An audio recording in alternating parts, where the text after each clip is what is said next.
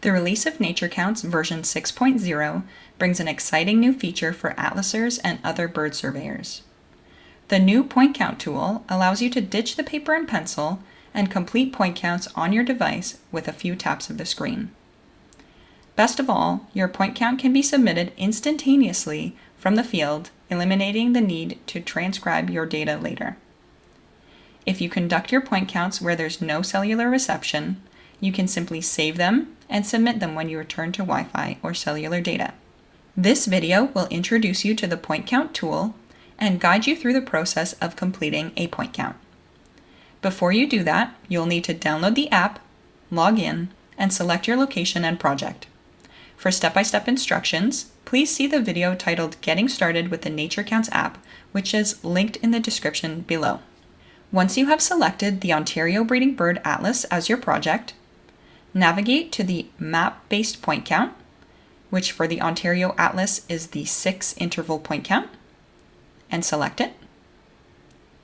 For other projects like the Newfoundland Breeding Bird Atlas, the map-based point count will be found under Point Counts, and then Map. Now that we have selected the 6-interval point count, we'll go ahead and press Edit Location. If you're using a pre-defined point count station, then you can go ahead and select the point count location. Once you have selected it, it will show at the bottom of the screen the square number and the point count number. If you're creating a new point count station, you can go ahead and click anywhere on the screen to select your station. Or you could simply let NatureCounts select your current location. I'm going to be doing my point count at station number 39, so I'm going to go ahead and select that. Once you're happy with the point count station that you've selected, you can press Select Location. From here, I'll go ahead and press Next.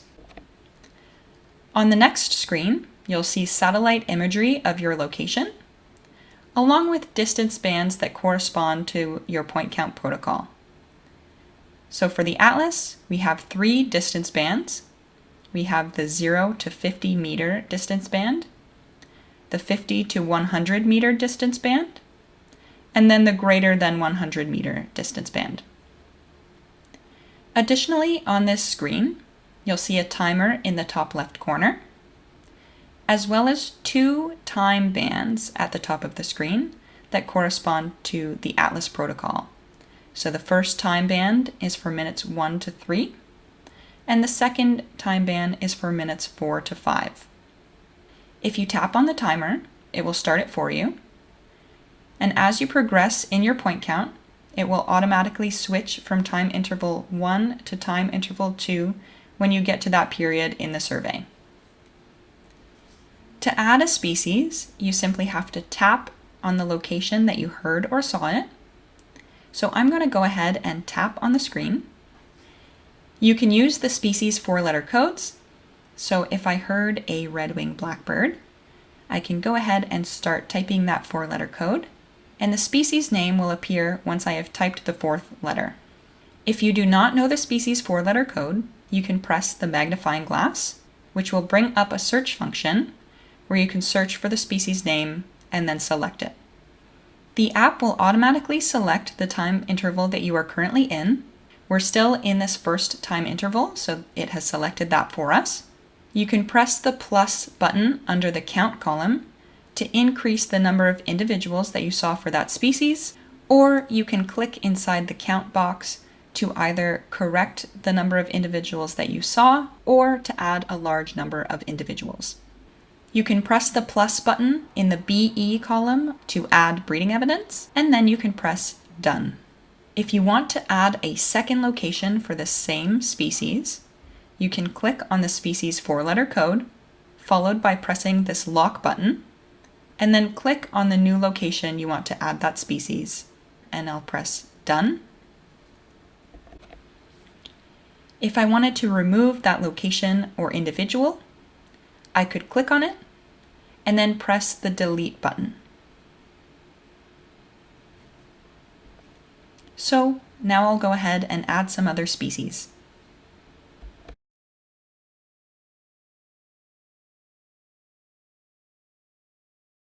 Once you come to the end of your 5-minute point count, the timer will turn red to let you know that you're at the end of your time. I'll go ahead and press stop. You can see that the NatureCounts app has automatically moved us into this second time interval as we have progressed in our survey. At this point, if I want to make any modifications to my point count, I can do so. For example, if I recorded this morning dove in the second time interval, but I realized it had actually been singing since I arrived, I can change it from interval number 2 to interval number 1. If I felt like this eastern phoebe were singing just outside of that 100-meter distance band, I could click on the eastern phoebe and press the 4 arrows.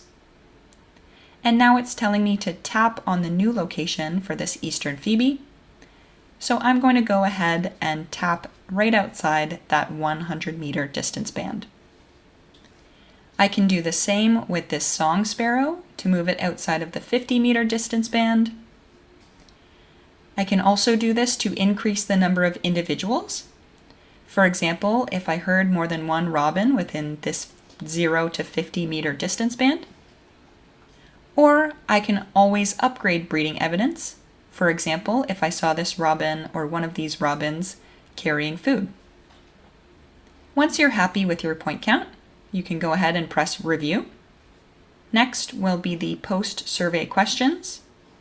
If you're going to be saving any of your checklists or point counts as drafts, please make sure that you complete these post-survey questions before saving as a draft to ensure that all of this information is recorded accurately. The first post-survey question is whether the station was completed along the roadside. The next step will be checklist review. We're mainly reviewing the date and the start time here because the duration and the observation type are fixed, so they're 5 minutes and they're stationary points. You can change the number of observers, but all point counts should be complete checklists. You should be reporting all the birds that you are able to identify by sight and sound.